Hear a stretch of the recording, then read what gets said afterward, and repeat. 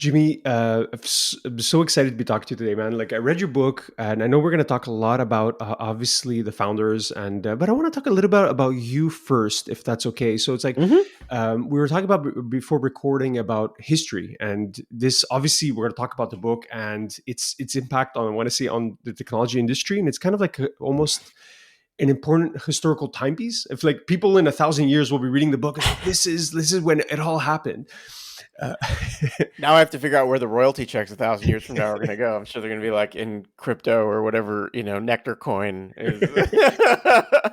So we're talking about before we recorded the question of a great man in theory of history, and I'd loved your answer on this. So the great man theory versus the zeitgeist, the current cultural time.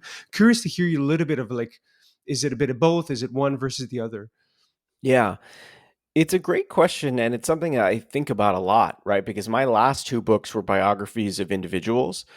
So I did this book on Cato, who was Julius Caesar's arch nemesis. And then I did this book on Claude Shannon, who was a 20th century mathematician. And so I've obviously thought a lot about like, is it individuals? Is it context? I think the only honest answer for kind of the way that history should be told is that you have both. You sort of have these big figures, right? So in my book, like let's say like a big figure is Elon Musk, right? I think it's unfair to say, oh, Elon had nothing to do with this. It's all the fact that it was the dot com, the rise, the boom times, and then the bust, and it's I think that's a little bit like that misses a bunch of important contributions that individuals make to history. Like it takes someone resilient and tough and entrepreneurial and inventive to come up with certain ideas and to bring them into fruition, whether those ideas in technology or politics or whatever. But at the same time, like, you know, without like reasonable consumer internet connections, like PayPal wouldn't exist. And so, I mean, even that's a small piece of context, but like context matters it matters hugely. And like my hope and what part of what I'm hearing from readers is with the founders, like people are saying, oh, this like reminded me of like what the 1990s internet was like. Um, and that context really matters. And so for me, here's how I think about it. I think the great man theory of history is like kind of generally wrong, but it's not as wrong as its critics would say. Here's what I mean by that. There's kind of like two big things that are often missing when you're just telling the story of like one individual and their contributions. First things first, generally, particularly in business, an individual's contributions are almost always the byproduct of a big team of people. With PayPal, that's super obvious. I state that right in the intro that this is like a big team. And the reason the story is interesting is because it's not the Elon show or the Max Levchin show or one of these things. Like it's actually a much bigger group of people. And was able to interview a lot of them. Many times when people are writing history or doing this kind of work, those people are hard to get to. They don't want to talk. They're skeptical of people like me, right? So it took a lot to even get some of these people who aren't like genuinely are like, I don't want the press. I don't want to talk. That's a part of it.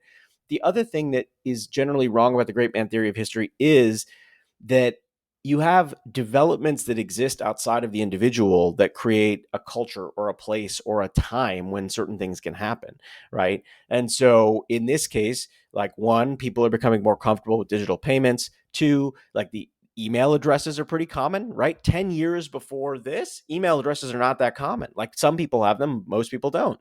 And so you have all of these other factors. And I tried in my telling of this history to do all three. People will learn about Elon and about the other big figures. They will learn about the context in which PayPal was created, like the late 1990s go-go internet, right? And so you'll see a Salt and Pepper reference and a Mighty Morphin Power Rangers reference, right? And then you'll also learn about these 200 plus other people who are a part of this team. And so will I get it exactly right? Of course not. Like there's no way. And nobody does. But I hope that what I offer is like a more balanced look at the history of this period where it doesn't fall into these traps with the great man theory where everyone's like, oh, well, Apple is just Steve Jobs. Like, um, I, we know that's wrong. Like, we know that's wrong. We kind of like have a sense like part of what founders do so well is founders recruit other people to help them with their vision, right? And so to me, it's just sort of like simple that you've got to have a much bigger range of people who are profiled and talked about and written about. And then also that like a writer, if you're doing this kind of work, your responsibility is to like bring that era back to life, right? I can't tell you the number of like articles I read about the dot-com bubble bursting. Like it was like really one of these things. I tried to put myself in that, like almost like kind of occupy that time and that era. Like I read like blogs about like from that era. I read about Y2K. Like I went down all these rabbit holes to understand that kind of 1990s internet period. Yeah, I think it's fascinating. You bring up that great feedback on great man theory, right? So it's like, is it the times or is it the people? And I think one aspect of it is that if you look in the rearview mirror, of course, today everyone talks about PayPal mafia and like, like obviously all these people, a large subset of that 200 plus people went on to do amazing things. But Mm-hmm. in the moment, it's success is definitely not assured. So if you're reading the story if you don't know the ending, there's multiple times where the company basically almost died. So I Yeah. find that it's almost like an action novel to a certain extent, where it's like they had to overcome a lot of challenges. So it's like, of course, today it's like, even if you spoke about Elon, it's like, of course, and like, oh, Elon's the richest man in the world or whatever. But it's like, he almost lost Tesla and SpaceX multiple times, and as was the case with PayPal, right? So it's like, how surprising was the survival aspect of the story of like the company like literally had multiple like near death experiences. Yeah, it's the biggest part of the story that surprised me because, like a lot of people, particularly, and I'm not, a tech journalist or a daily tech writer, so I don't follow like every latest trend or Series A closing or anything like that. Um, I assumed that if you that if you're on a team that has like, all Michael Jordans, that like you're destined for, that you're destined to win. I sort of figured like, okay, maybe there's something here, maybe there's not. During my early research, I was like, well, yeah, they have like Elon and Max Levchin and David Sachs and Peter Thiel and Reid Hoffman. Like that's like the all-star cast, if you're sort of like, why wouldn't they have been successful? What I didn't appreciate fully until I did my homework and did a lot of interviewing and a lot of reading and a lot of research is the company almost went under a bunch of times. And actually, I had this funny interaction with someone I interviewed who was a little skeptical of me at the beginning, and he said his name is Jack Selby, and he ended up being one of my favorite people to interview, and was really helpful in making key introductions. And I remember my first meeting with Jack. He said, it was something to the effect of like, if this is just about how successful this company was, like you've completely missed the story. Because he says, yeah, we were successful, but it was a very close shave the entire time. That's not a direct quote, but I'm paraphrasing. There was a famous moment early in their history where one of the ways the company almost goes under is someone is hot swapping a hard drive, and they're hot swapping a hard drive from one server to another, and they almost lose the entire source code. And it turns out that there's no backup, and but one engineer, David Gauzabek, had preserved a backup of like 6 months worth of work or whatever it was, and that saved the company. And that, not that exact kind of thing, but shaves that were as close, like happened over and over and over again. And so I think that's the other part of this that people often miss in these stories is, you know, you look back and you're like, oh well, PayPal was destined for success, like destined. What you miss is that there's like at least a dozen other competitors at the same time. Accept.com's been acquired by Amazon. BillPoint's been acquired by eBay. Like there are other players, there's like mobile wallets, there's DigiCash, there's like all these other. So it's not that like it was destined for success and but we can only look at that. When you go back and actually like look at how close they came, it was a hard fought battle the entire way through. But that was what I liked about it. It was actually like, that's what gave it drama. It's what, like, if it was destined to be a success, I wouldn't have written the book because it would have been a totally uninteresting book. Yeah, no, and it's you spoke about the go-go period, right, of the web bubble. So I don't know if it's maybe too early to tell. Well, with 20 years, maybe we have enough perspective, but it feels like when I read the book and it's like I'm versed in that world, it feels like so many of the innovations, management practices, and obviously subsequent companies came really from this one spot, right? So curious to hear you a little bit about the if you zoom out and you're like, holy shit, this is really an important story to tell. How do you like? Obviously, I know you're probably a little biased, given that you wrote the book, but like your appreciation of like this company is really where a lot of today's technology is was formed. Yeah. Yeah, I think about it.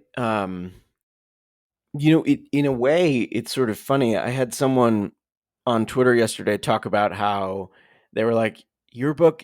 Somebody had said, like, "I wish someone had done, or I wish someone would do a book on like the PayPal mafia, which is sort of the folks who invested in other companies and built other companies for the 20 years after my book is over." And somebody replied, and they were like, "Oh, this book came out," and this person replies and goes, "Oh, I was really looking for everything from 2002 to 2022, not really anything from 1998 to 2002." So there's a part of me that's like, okay, well, and then I replied and I said, look, there are echoes of what I wrote in there, but I'm the first to admit my focus was 1998 to 2002. And it was on the creation of this company, but then more broadly, like, how did this company influence the people who created it? And so how is it that, like, because I again, my thesis going in, or like my hypothesis going in, was it wasn't an accident that the founders of Yelp and YouTube and Tesla and Palantir and SpaceX and all of these other companies all worked at PayPal from 1998 to 2002, or roughly. And I think that it casts this long shadow that's really easy to miss.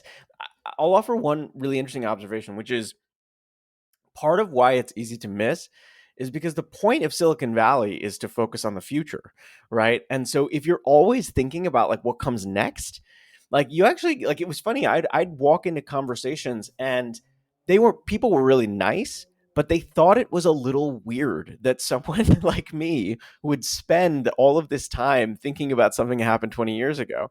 And what I started to realize, I was like, what this place is, what Silicon Valley is fundamentally like an engine for trying to create a version of the future.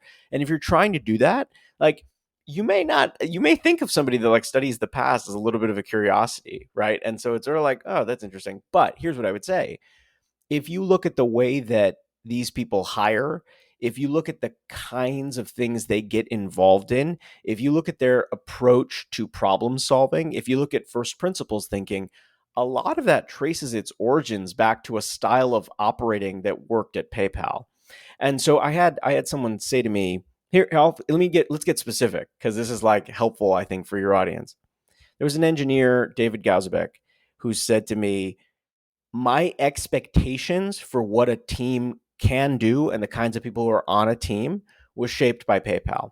Meaning that the bar for example, like general intelligence is really, really high, right? That like that, and this was his first job out of college. So his every other thing he's done, and he, by the way, he was the CEO and I think CTO and founder of Matterport, which just went public a little bit ago. Like, every decision he's made since has been shaped from that experience. And his line to me was, it shaped my approach to the people who are around me, right? So that's like one thing. Like, let's take that as a data point. Another data point is the product team is a really interesting part of the PayPal story. But within the product team, it's sort of easy to say like, oh, focus on the product, not on these other things. But what David Sachs did for a generation of product people is he got them thinking very rigorously about distribution and about thinking about how do you actually get new users, and then how do you cultivate and cater to those users, right? Like, what is your level of obsessiveness about that specific problem? That's maybe an insight that other people have had, except that one of the dominant tech companies at the time, Google, kind of didn't have that problem, right? Like, if you were at Google, you had this, like, it's in the book, there's these jokes that these guys make, well, you just have this fire hose. You can kind of point the fire hose wherever you need it to go. PayPal had to scrape for like every one of these little tactics that helped it to earn and keep users from eBay. And so that shapes every decision for his product team. I'll give you probably my favorite example. My favorite example of this, of like the shadow that it casts, actually comes from MySpace. So the founders of YouTube, the three co-founders of YouTube, all work at PayPal. When they are thinking about YouTube, one of the things they realize is, oh, PayPal was successful because like we embedded into the eBay ecosystem, and then we made embeds really easy. And once we were there, it was like hard to shake us off because we were such a good product. They did the same thing on MySpace. And I'm going to get this story probably a little wrong, but I'll get the broad parts of it right because I interviewed one of the people about this. He said, one of the things we learned from PayPal is we embedded our videos on MySpace. MySpace got mad. They kicked us off their platform. So we put up like their customer service number and like had all these like angry users like send in calls and emails to get them to reverse the decision, which is exactly what PayPal did when eBay would do little things to try to kick PayPal off the platform. So there was a certain, like, we'll call it an aggressiveness, but also just like a strategy about embedding that was born at PayPal that carried forward to YouTube. And YouTube is still today the dominant video, operating system or ecosystem in the world. And so, I mean, maybe arguably some others are like TikTok might be bigger. I don't know, but I'm not like following these things day to day. But to me, that there's an almost invisible shadow that PayPal casts over all of these subsequent things. Like it's everything, it's in Tesla and it's in SpaceX. And some of it is about how you think about problem solving. And some of it is literally about what can we do to annoy a platform that's kicked us off because they're unhappy with us. Oh, we learned that at PayPal. You just get their users to call in and complain, and that'll fix it. And so there's some of that, but that's why I was motivated to write this. I thought at the beginning, I was like, you don't go through an experience this intense without learning some of those lessons. Yeah, no, absolutely. I find the way you approach it too. It's like the long shadow, as you mentioned. So there's one part that's the quantifiable, right? Like you can basically count the market caps of like YouTube, like SpaceX, Tesla, and say, hey, this is like the actual impact. But then there's this huge, like you said, harder part to describe. So things like product management didn't describe, like you describe that well in the book about how David Sachs basically innovated in that practice, or things like like basically. Begging for forgiveness rather than asking for permission. So it's like just like kind of like growth hacking, the original growth hacking, even though I don't like that term, but it's kind of how it started, right? It's where it's like just go. There's basically this way to like embed yourself in a platform that doesn't exist. Not kind of like the more buzzy term you hear about growth hacking today. So all these things basically started there. At what point, Jimmy, did you? Because I think you've spoken about how this was supposed to be a 2-year project and it became, I think, 5 years plus. Yeah. So at what point did you feel, okay, I'm getting obsessed with the story? And then like you went down that rabbit hole. Yeah. It's a great, I want to remark on one thing, which is you're absolutely right about this. It's really easy to tell the story by way of market cap. Like if you just look at market cap of the companies that come out of this alumni group, that's a really simplistic way of telling the PayPal story, meaning like, oh, PayPal was clearly the offspring, these are the offspring of the, and that's true, but it was incomplete, right? It really is like a way of thinking about technology and even about just like, it's a way of thinking about everything, right? Like when I met some of the alumni, they weren't involved in tech anymore, but they were still maybe on kiva.org, like the which one of the PayPal alumni founded. They were thinking about micro lending differently. Or when they wrote books or did podcasts, they were thinking about that ecosystem differently. Or when they did movies, they were thinking about that ecosystem differently. So it wasn't just one field. They kind of applied this framework or this way, called multiple frameworks or ways of thinking to all of these other things, which is really interesting to think about. Um, I, it's funny to talk about the obsession. I didn't like anticipate getting obsessed with this story for 5.5 years. At the beginning, it was a fishing expedition. I was trying to see if there would be a there, and I kind of thought there was, right? And like, I was like, oh, like, okay, this, like maybe there's something here. I don't know. And then it became a situation where once I started to see the threads and see it all come together, I was like, okay, I have to do this. And then you get from that to the like, okay, I have to like go nuts and really think about this in a pretty rigorous way and become obsessed. I I can't really explain, maybe because I think maybe like my friends would have to explain like where the obsession comes from or like where the obsessiveness about it comes from. Here's what I can offer. I knew I was writing about people who are alive today. And most of my other work has been about people who are not alive. And if you are writing about people who are alive, you are actually in a situation where you need to be super careful to try to get the facts right.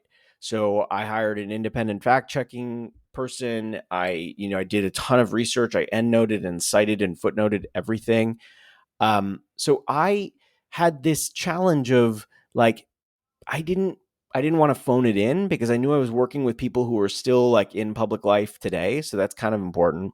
I would say the second thing that reason I got obsessed is because I kept meeting interesting people who the world didn't know. Let me give you an example. The name PayPal is a very peculiar name, right? It's like not the name you'd think like right away for like a payment company necessarily. When I met the person who came up with the name, she was like this world class thinker about naming and branding and like how do you come up with a name for a company. And she was behind a few other names as well. If people are on their laptops, the trackpad on a MacBook, the name trackpad actually is the byproduct of her as well. She also named Touchstone Pictures, Westin Hotels, a few others. I kept meeting like people like that who were sort of world class at this very specific thing that they were doing. And those people end up being fascinating people to interview, right? Because they're just like, they're weird. They're like, they get obsessed too. And so I kept meeting interesting people. And that is also what led to like maybe this project taking longer than I thought it would. Cause I just, why not? Like you're meeting the most interesting people in the world and they have these very quirky interests and obsessions. Let's go for it. Let's see how many of them I could pack into this book. How many stories could I actually gather? And then the last piece I think is um, it it is important that a book is different than a tweet. It's different than an essay. These have longevity. You joked about like 1,000 years from now, people are still going to be reading this, right? Let's hope so. But I had a sense that was shaped by my editor at Simon and Schuster that like to do a book like this, you have to actually make it last. Like it has to be good if it's going to be on the shelf 50 years from now. And so part of that was just like that's what led to, going way overboard maybe on some, on some of the research and on some of the writing and revising and stuff was I had a sense I was like, look, if these figures are still consequential 50 years from now, and I presume they will be, someone's going to want to know what it was like when they first got started. And this is that story.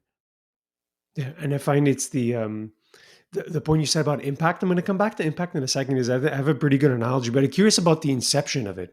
So, like how you got into it, how you had first heard about it, and then that led you to the idea of like, okay, this is not just a blog post or an essay. I need to dedicate X years. So, like, going back to like 5 years ago. So, like, curious to hear you about the how you first encountered the story and that piqued your interest enough to say, hey, I'm going to dedicate a large number of man hours of my life to do this.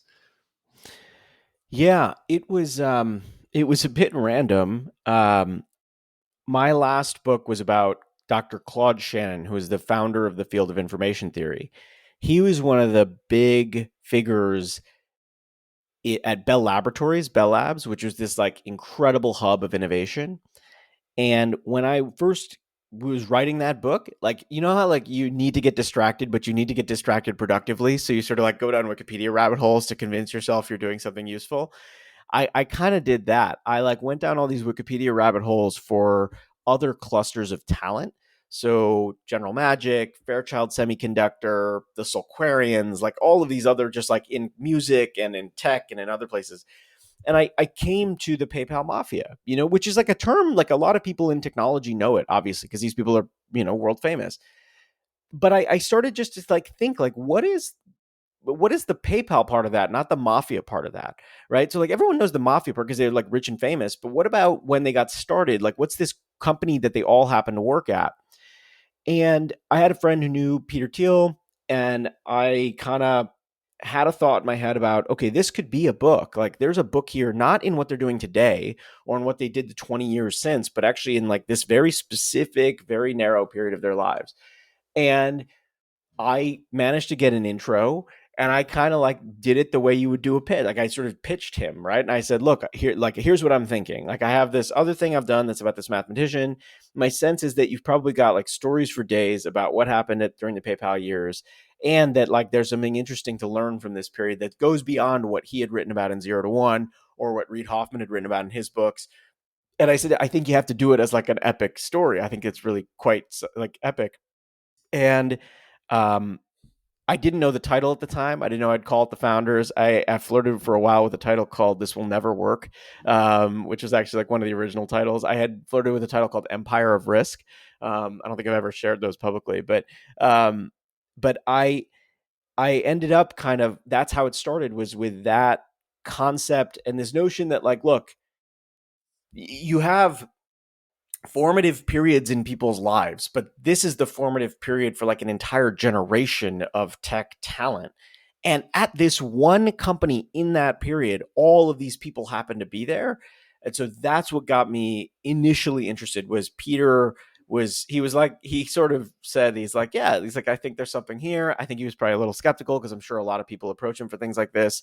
But he agreed to be interviewed and then made a couple of introductions, but I didn't actually ask him for much more than that. After that, everything was just me kind of daisy chaining introductions and, finding random people, or like I'll find a document or like a business, people shared like pitch decks or like some like random proposal. I'd get that. And then I'd use the names on there and I'd contact those people. And so that after the initial like, okay, I'm going to do this, it was just a detective hunt. And so I went down this like insane looking for keywords. I like went to scholar.google.com and searched for words and stuff and like just amassed all this information. Yeah, I think it really shows I think two parts that are very interesting in the book you mentioned. One is the research of just the level of detail where no stone is left unturned. And I think it's great for the reader because I find as a reader, I'm like, oh my God, I had no idea about this like little small detail that's just so fascinating, right, to learn about. And then the second piece is that you seem to get so much from the people you're interviewing. And I find it's a core skill, right? Like being a good interviewer. So curious to hear a little bit about. Obviously, people seem much more open. You maybe not always the case, as you said. At least at first, people seem skeptical, and it's one of Yeah. those like I think you have to be interesting. You have to be interested. So curious to Yes. hear how you manage to get obviously all these people to get them to share so much, and then of course painting this very interesting picture at the end. It's a fantastic question. And I don't think I've ever really thought about it before. So let's see what I come up with as we're thinking about it now. It's I am not a professional interviewer, right? Meaning I'm not like on TV interviewing people, right? And so I had like I kind of went into this like my last books I've interviewed people, but I didn't interview like hundreds of people. And I don't run a podcast, so I'm not like somebody who does this on a daily basis. I had a few, I made them up. I kind of had principles in my head, but I would say that like one of the big reasons why maybe it worked for me and it wouldn't work for other people, and this is going to sound a little funny. And I only, by the way, I can only appreciate this in retrospect. I can't appreciate it like, I couldn't appreciate it in the moment, but I can appreciate it in hindsight because I kind of, at the end of the project, you can kind of see how this works. I grew up as a nerd and I grew up as an immigrant and I grew up loving computers. I'm not a company founder and I don't write code and that's not my life, but there were these underlying things that I realized in hindsight. I was like, "Oh, like my parents immigrated to the United States and I grew up in suburban Chicago. Max Levchin immigrated to the United States. His parents he grew up in suburban Chicago, right? Or actually in Chicago proper and then went to the University of Illinois.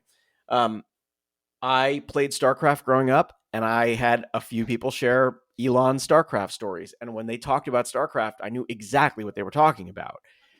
I grew up like immersed in building computers, constructing the machines. I had like a little business for a while where I'd like build them and sell them and stuff. And I don't think I fully appreciated like being a nerd was really helpful. Like it was sort of like when you meet somebody and you're like, oh, like you're a nerd. I get you. I sort of understand what this person is like, right? Um, Nerdiness is one of those things that like actually you as a kid, you're kind of an outcast. You're like, you're not cool or whatever, all the tropes and stuff. But as an adult, like nerds hang out with fellow nerds. All of my friends are nerds. Now they're nerds about different things. They're nerds about art or music or culture or podcasting or business or whatever. But all of my friends are actually like fundamentally nerds. So when I went into the room, I realized I was like, if I was Katie Couric, or like if I were like somebody famous, like I was Oprah, right? If you are about to be interviewed by Oprah, you're so nervous, right? Like it would make people freak out. Like if somebody famous interviewed me, right? I'd be sweating bullets, right? And I remember I had this interaction actually with Luke Nosek, because Luke and he's a really wonderful guy. He was a really great interviewee for me. Gave me a lot of time and a lot of detail and a lot of like thoughts. He's a very thoughtful person. And he called me, like we were doing one of our last, like I was fact checking some of the things in the book. And he said to me, he's like, I got this call from Walter Isaacson, because Walter's like apparently working on a book about Elon. And he said, I was like, Walter, like I was like really nervous. And with me, he's like, yeah, but he's like, I wasn't nervous with you. Like, you're not Walter. He didn't mean it. And he said something like that. He didn't mean to insult me. He wasn't trying to. He was more saying that like he was nervous that like this professional, real person was like interviewing him. So I think part of what it is that I'm kind of an amateur, like in a good way. Like I did my homework, but I'm not someone for whom like there's no intimidation if I'm walking into a room. I'm not out like I'm just writing. I'm a book guy. It's like a weird sort of thing. Whereas like if there was somebody who showed up like with all the right clothes on and knew exactly what to say, right? That's a little bit of a different interaction. So that's like one big thing I think that helped. And I can only, by the way, make that comment or that point, which might be wrong. I can only make it in hindsight. The second thing I would say is that I did not go into any interview that I did without as much preparation as possible. So I was pretty nuts about like spreadsheets and like listening to every word that someone had said, or like finding every random thought or whatever, right? Like I was really pretty crazy. And that was as much about my lack of self-confidence as it was about like getting the facts right. So I'm not somebody who's in this space. I'm not a journalist. And so I had to make myself smart about like everything that Max Levchin has said for 10 years or whatever. Right. And so you can do that. You can do that through YouTube. It's amazing. Like you can do it just by watching like a metric ton of videos and reading a ton of interviews. So that was like thing number two, is like I definitely did my homework going in. And a part of that was just respect for the person's time. These people have no time, and I mean that like they have so many commitments and obligations. You're kind of like you're always fighting for the scraps at the table, right? Even their families are like fighting for like little chunks of time. And if you're there, it means time with you is an opportunity cost. Like it means you're not spending time doing something else. And so if I'm not like fully prepped and fully ready to go and really asking insightful questions, then they'll sniff that out. These are very fast moving people, particularly the people at the very top. Like, Reid Hoffman, like, I don't know how he does what he does in a week. It's impossible. That's thing number two. And then thing number three is, one of my favorite writers is this guy, Michael Lewis, who's just done phenomenal books. I mean, he's just The Blind Side, Big Short, Moneyball, everything. And he had this interview once, and it stayed with me for a really long time. He had this interview where he talked about studying art history at Princeton. And he said that one of the things that his art history professor taught him is that there's like some, like maybe it's like the Renaissance, some period of art where if you look at all the paintings, they're kind of vaguely the same, right? They're all sort of like scenes of Christianity done in different ways, right? And again, I don't know if that's right or not, but he said the place to look to see what the artist's signature is in the toenails. It's in the toenails of the figure, because the toenails are sort of like very distinctive, right? And for him, this was a metaphor about writing, which is like ask about the toenails, meaning always try to come in and ask about something that someone wouldn't expect in an interview. And so if you're Peter or Elon, you get asked a lot about technology, and you get asked a lot about, I don't know, whatever you're doing that day, or crypto or whatever, right? In my last interview with Elon, I actually kicked off by asking him about his best friend, Greg Coury, who died in 2012, if I have my dates right. Greg was 51 when he passed away. He was really one of Elon's closest friends. And I had seen a little bit of a mention of him, and I had tracked down his widow in Florida and I had interviewed her, but I had never spoken to Elon about him. And he's a part of the Zip2 story, which precedes PayPal. And I wanted, Elon was 51 when I interviewed him for that moment. And I wanted to kind of see what it was like for someone to like reflect on this person that played such a big role in their lives but was gone. That is not a question that like anyone would necessarily think to ask him to kick off like the last interview about a payment services story, right? Like I actually was like, okay, I need to like think about the things that you just like, if the answer can be found somewhere else, I should find it and I should ask him about the stuff that he doesn't get to really talk about all the time, or listen very attentively and like kind of push in directions that maybe are a little different. I, I again, I don't think I got it 100% right, but I tried to make an effort to always like bring stuff to the table that maybe was a little unexpected or stuff they didn't know or an angle that no one had thought of, right? And so then it became less of a like, I'm here to just ask you questions and extract information. And it became like these fun, freewheeling, like 2 and 3 hour conversations about this period. That's kind of how I approached it. And maybe why it worked. A lot of it is just, luck too. Like I got lucky. And a little bit of hard work, I think, as it Yeah. showed, right? So a little bit of grit and determination, kind of like a little bit of chip on your shoulder, like you said, lacking self confidence, but wanting to prove yourself. I think it really shows. I think there's one meta comment I'd like to make when you said about wanting to interview, let's say, Matt Levskin or other people of PayPal by watching YouTube, but then it's like they started YouTube, so there's like a meta Right. comment Yeah. there. No, there's a total irony about it, and it is kind of funny. But I would, it's actually one of the things I walk away from the project like really understanding. Like you can go to school on anyone. Like if you really become interested in somebody, there's so much material out there now that you can become really smart about the details of someone's life. Hopefully with like for a good purpose. It's actually one of the funny things. I had this habit that I built during the process. I would listen to podcasts. This is what I called it. It was like listening to podcasts horizontally. So instead of listening to one show, I would listen to one guest on every show they'd ever done. And so I had like Overcast or whatever the player is, and I would just like download everything that had like Max Levchin in it, and I would just listen to it like while doing other things. But I think of that as if you're an amateur in a space or if you're coming new to a space, the one thing you can control is your level of like preparation, right? Like the one thing I can dial to a 10. I can't dial up to a 10 the amount of time that Elon will give me, but I can dial up to a 10 my willingness to watch like obscure videos from like the 2000s in which he's interviewed for 15 minutes by somebody who's like wearing a funny costume. Like I actually found a video like that, and I can do that. And then that way, like once you've built that body of knowledge, you're still going to be nervous when you come in, but you're going to feel like, okay, there's nothing this person has said publicly that I don't know about now. Right. And like that to me was like, it was super important. Now, the part of it that you identified is it also made for a better book because I was able to like pull from like random video number 45 and like take a little nugget and put it in. Or there's a great moment in the book. I write about how Elon applied to Netscape and didn't get an interview. That's buried in the middle of an interview that he did with Kevin Rose, the founder of Dig, who has these like founders sessions that he does where he's interviewing tech founders. And I don't know that like anybody's actually pointed it out until like it was public, because I was like I didn't see it anywhere. But like he applied for a job at Netscape. Now what makes it even funnier is that some of his coworkers at PayPal actually worked at Netscape before they worked at PayPal, right?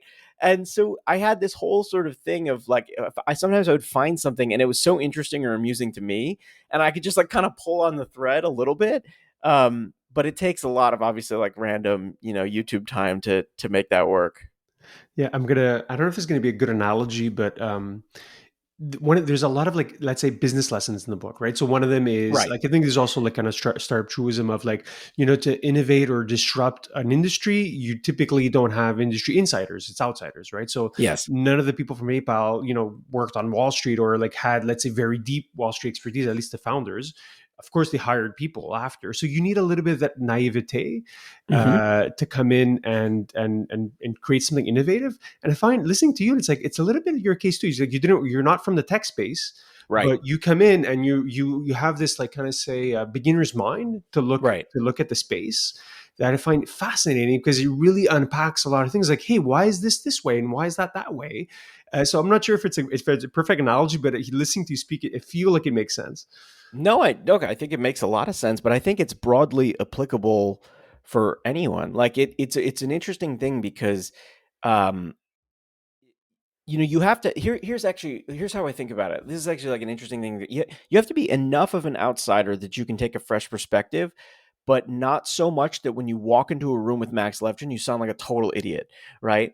And so there's this way in which it's like, okay, I had to have enough knowledge and credibility that when I walked in, he was going to give me time and talk to me. But I also had to be enough of an outsider that I really had to sort of like not care about a firm or like whatever he's working on that day, right?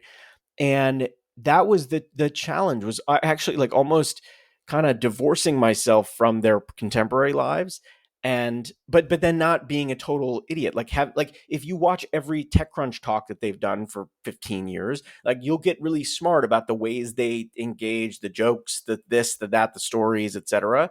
And that way you avoid all of the obvious stuff, right? Like if you go to Reid Hoffman and you start talking about to him about blitzscaling, the number of podcasts that guy has probably done about blitzscaling, he'll get super bored, right? Super bored. And so I remember when I went in, we started right off the bat. We started talking about things he was never asked about.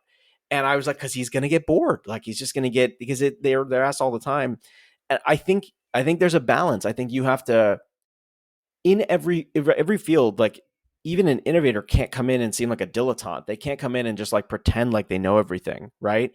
But you have to have enough knowledge that you feel confident when you go in to say, okay, I know what I'm doing. And by the way, like, and then it builds. Like every interview you do, every person you talk to, every document you read. At least for me, by the end, I was pretty crystal clear, like about I am confident. I know this is going to be a good book, and I know I've done the homework, and I've kind of, and I'm like not as frightened by like these.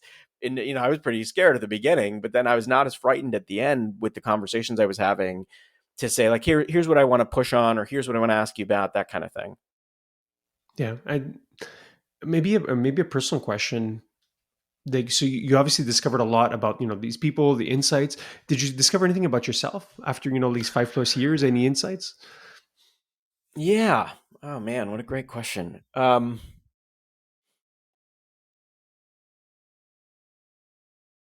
I would say that actually the thing that I learned a few things. The first is um,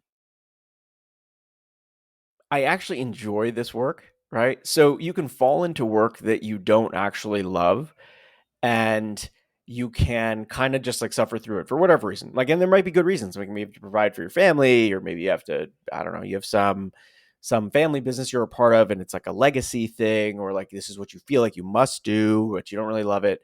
What I discovered is that waking up at 4 o'clock in the morning every day and like writing and revising and researching, which sounds like homework. Like I'm literally, it's homework, right? I enjoy homework a lot, it turns out. So I found that I discovered that, and that is interesting. Like you kind of you can do work for a long time but not know that you love it. What I discovered at the end of this is that I really love it. Like I really love the idea of like the big challenge, the big book. Like how are you going to get all this material to fit and to make that work? So that's kind of the one discovery. The second discovery is that I find that I've like broadened my like thought process about what I think is possible like in the world. That sounds a little grandiose and almost a little like woo woo or like kind of crazy, but I you can't spend 5.5 years writing about these people without being influenced by the fact that they think big about just about everything they do, right? Not everyone in the story, but you know what I mean. Like just generally they're thinking at scale, and I'm that's like a different way of seeing the world, right? Where you sort of can go back and ask yourself like why isn't X solved? Meaning the natural or default orientation for a bunch of the people I interviewed is if they see a problem, they start right away to either think about or work on what the solution might be. And that is not like we lose that often as adults. Like we learn to accept problems or to live with them or to cope with them it's so interesting to be around a group of people where like the first instinct is like, well, how are we going to do this? How are we going to like, I see it in everything. I see it in almost like so many different places in which they engage in the world. Like the first instinct is like, ugh, like how are we going to barrel through this or like make it happen, right? Um, I think the third thing that I learned to appreciate is the people that you have around you who are not family are often like the most important people in your life, but they're the people you'll invest the least time thinking about. So PayPal is this group of phenomenally interesting people. It's also in different, little segments, groups of friends.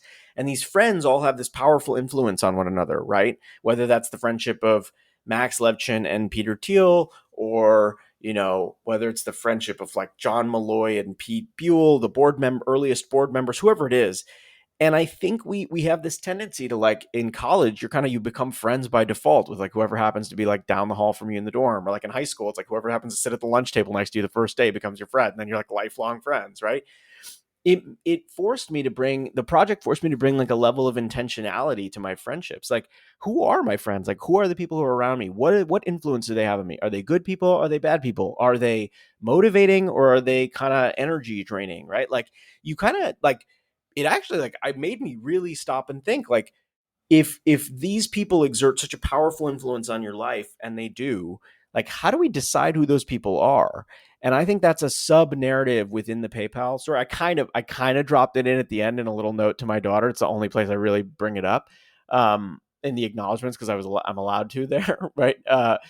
Allowed to like break the fourth wall and talk directly. But it made me think a lot about that, and to really think like, not only do I have to broaden the aperture of like my friendships, but then also with the ones I have, like where are we deep, where are we not, where do these groups of friends need to go? And I'm really lucky. I have a lot of those sorts of people in my life, but this makes me double down on the book made me double down in the aftermath on like, if I'm spending the next 6 months, for example, doing anything, it's not picking up and writing another book right away. It's like really like thinking about the design of my, like applying like almost design thinking to my friendships, and saying like, what is this? What's this about? Who are these people, and how do they influence me?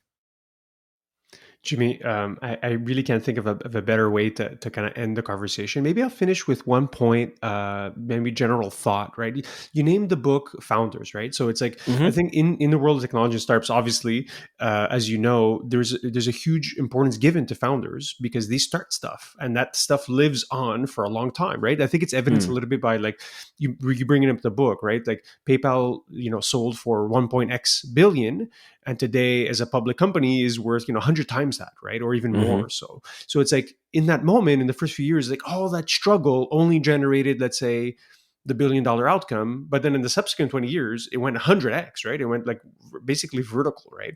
I find it's like, to your point of the creation of what you did today, it's like so hard, like the book that you had, but its impact, I think, is going to be felt, I think, over a long time. At least that's my perspective, going back to the joke about 1,000 years. But definitely I think it's going to be a book that's going to be looked upon as, this is an important book for people to read, right? Because it influenced such a huge generation of entrepreneurs and technologists. Well, I really appreciate that. No one's made that analogy, and it's a really good way to think about it. I hope you're right. Like, just obviously selfishly, I hope that your instinct is correct. But I'm glad that that. Yeah, the only thought I have on this one is that I called the book The Founders, but people will notice that like not everybody on the front and back cover is a named co-founder, right? And that's because it's actually like, I think it's about the founding period of a company is this really interesting time. And you're right, like that initial like wet cement, like when when it's all still being figured out, is like this crazy interesting time. And let's hope that the book reaches the level of having that kind of multiple over time. What I hope for it is that I think I have like accurately captured this very specific moment in the lives of these people. The other crazy thing about it is that they're not done. Most of the people I interviewed were late 40s, 50s. They've got miles to go before they're finished. In the time that I was writing about them, like multiple companies went public, like these people are still doing things in the world and they're hugely interesting. And so I appreciate the very kind words. I appreciate you taking time to read the book and to do this, because you understand this and like we have finger feel for it in a way I don't. Jimmy, this has been great, man. I really appreciate it. What's the best way to reach out if you want people to connect, learn more about the book? Yeah. Well, the book's available, everywhere books are sold, like Amazon and whatnot. My website is jimmysoni.com, jimmysoni.com. And my contact info is on there. And then I'm on Twitter, though I'm not like the most active person on Twitter. I kind of like go in for periods and out for long, multi-years long periods. Um, but I love hearing from readers. My correspondence with readers are so fun, and I'd love to hear from folks who are reading the book, and I want to hear all perspectives. Jimmy, this has been a blast, man. Thank you so much for your time. Yeah, thank you.